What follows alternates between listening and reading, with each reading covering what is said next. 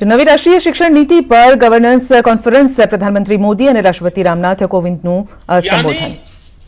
अभिभावक, छात्र छात्राएं, शिक्षाविद, शिक्षक, शिक्षा प्रबंधक, प्रोफेशनल्स सभी ने इसके निर्माण में अपना योगदान दिया है। इतना गहरा, इतना व्यापक, इतना विविधताओं से भरा हुआ मंथन के बाद अब ये जो अमृत निकला है, इसलिए ही अब हर और राष्ट्रीय शिक्षा नीति का स्वागत हो रहा है।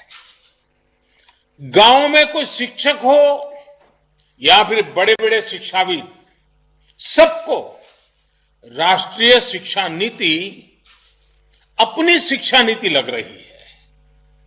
सभी के मन में एक भावना है कि पहले की शिक्षा नीति में यही सुधार तो मैं होते हुए देखना चाहता था। ये एक बहुत बड़ी वजह है कि राष्ट्रीय शिक्षा नीति की स्वीकारता की एक्सेप्टेंस का मूल कारण यही है। शिक्षा नीति क्या हो, कैसी हो, उसका स्वरूप क्या हो, ये तय करने के बाद अब देश एक स्टेप और आगे बढ़ा है। अब पूरे देश में राष्ट्रीय शिक्षा नीति को लेकर, उसके इम्प्लीमेंटेशन को लेकर व्यापक विचार विमर्श हो रहा है, संवाद हो रहा है। ये व्यापक विचार विमर्श इसलिए जरूरी है क्योंकि राष्ट्रीय शिक्षा नीति नेशनल एजुकेशन पॉलिसी सिर्फ पढ़ाई लिखाई के तौर तरीकों में ही बदलाव लाने के लिए नहीं है। ये पॉलिसी 21वीं सदी के भारत के सामाजिक और आर्थिक जीवन को नई दिशा देने वाली है। ये पॉलिसी आत्मनिर्भर भारत के संकल्प और सामर्थ्य को आकार देने वाली है।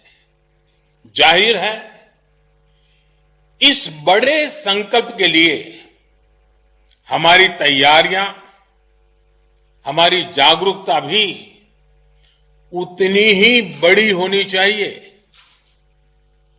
आप में से अधिकांश महानुभाव राष्ट्रीय शिक्षा नीति की बारीकियों का अध्ययन कर चुके हैं, लेकिन इतने बड़े रिफॉर्म्स की बारीकियां, उसके लक्ष्य पर निरंतर बात करना अभी उतना ही आवश्यक है।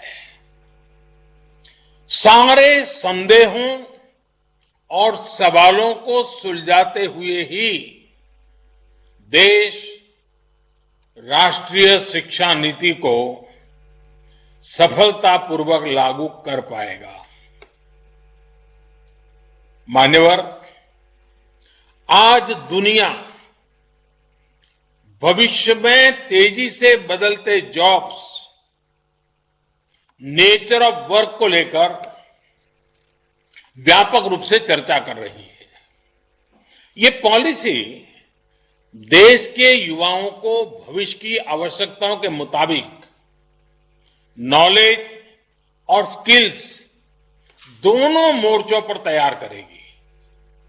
नई शिक्षा नीति स्टडी के बजाय लर्निंग पर फोकस करती है और करिकुलम से और आगे बढ़कर क्रिटिकल थिंकिंग पर जोर देती है। इस पॉलिसी में प्रोसेस से ज्यादा पैशन, प्रैक्टिकलिटी और परफॉर्मेंस पर बल दिया गया है। इसमें फाउंडेशनल लर्निंग और लैंग्वेजेज पर भी फोकस है। इसमें लर्निंग आउटकम्स और टीचर ट्रेनिंग पर भी फोकस है। इसमें एक्सेस और असेसमेंट को लेकर भी व्यापक रिफॉर्म्स किए गए हैं। इसमें हर स्टूडेंट को एम्पावर करने का रास्ता दिखाया गया है। एक तरह से देखें तो ये वन साइज फिट्स ऑल की अप्रोच से हमारी शिक्षा व्यवस्था को बाहर निकालने का एक मजबूत प्रयास है।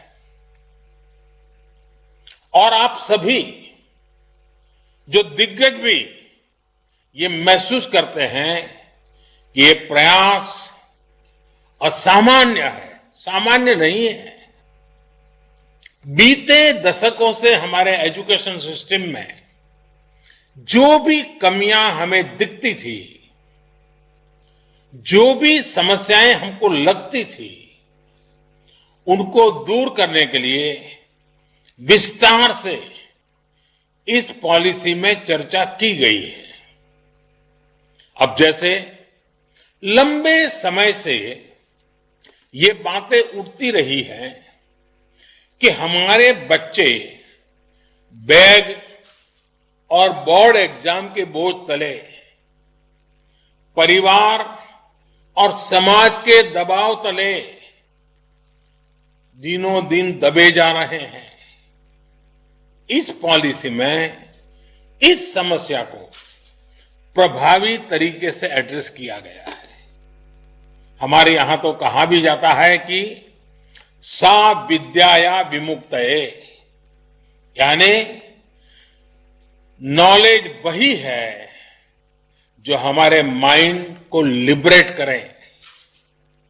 जब फाउंडेशनल स्टेज पर ही बच्चों को उनके कल्चर, भाषा, परंपरा से जोड़ा जाएगा तो शिक्षा अपने आप ही प्रभावी होगी, सहज होगी और बाल मन उससे खुद को जुड़ा हुआ पाएगा। नेशनल एजुकेशन पॉलिसी में हमारे सही मायने में बिना दबाव के, बिना अभाव के और बिना प्रभाव के सीखने के लोकतांत्रिक मूल्यों को हमारी शिक्षा व्यवस्था का हिस्सा बनाया गया है। जैसे स्ट्रीम्स को लेकर जो बच्चों पर दबाव रहता था, वो अब हटा दिया गया है। अब हमारे युवा अपने इंटरेस्ट, अपने एप्टीट्यूड के हिसाब से पढ़ाई कर सकेंगे।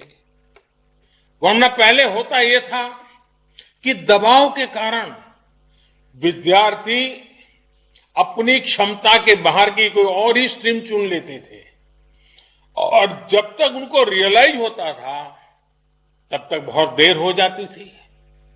परिणाम यह होता था कि या तो विद्यार्थी थक हार कर ड्रॉप कर लेता था या फिर जैसे तैसे अपना गुजारा कर लेता था, समय बिताता था। इससे किस प्रकार की समस्याएं हमारे देश में पैदा होती रही हैं, ये कितनी समस्याओं की जड़ है,